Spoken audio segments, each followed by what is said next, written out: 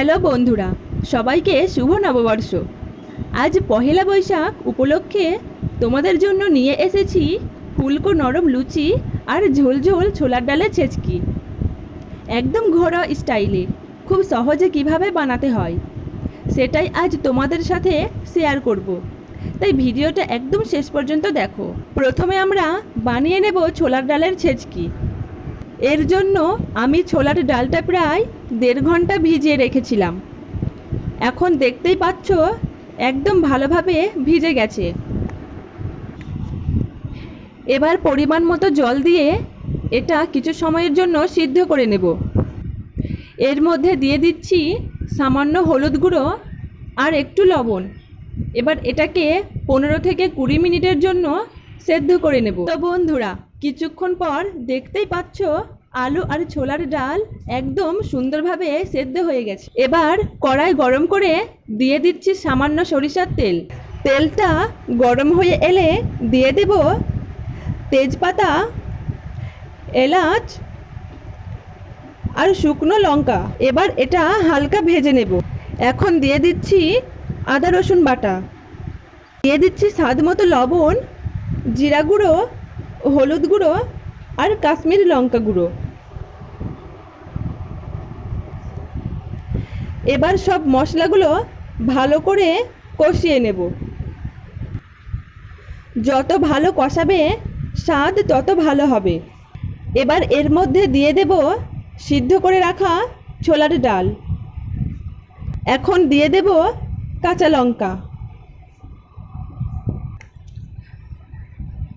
শেষে হাফ চা চামচ গরম মশলা দিয়ে ভালো করে কষিয়ে নেব।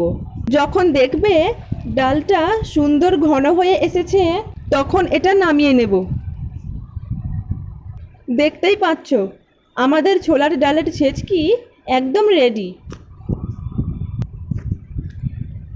এবার বানিয়ে নেব ফুলকো ফুলকো লুচি।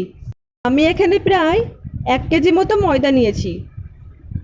এর মধ্যে দিয়ে দিচ্ছি স্বাদ মতো লবণ আর সামান্য তেল।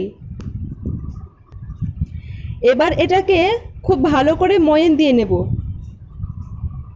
যত ভালো ময়ান হবে লুচি তত নরম হবে। এবার অল্প অল্প জল দিয়ে একটা নরম ডো তৈরি করে নেব। এবার ছোট ছোট করে কেটে নিয়ে হাতের তালু দিয়ে গোল করে নেব।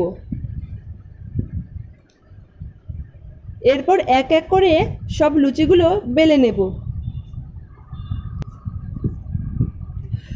লুচি বেলার সময় সামান্য তেল লাগিয়ে নিলে এটা খুব সহজেই উঠে আসবে।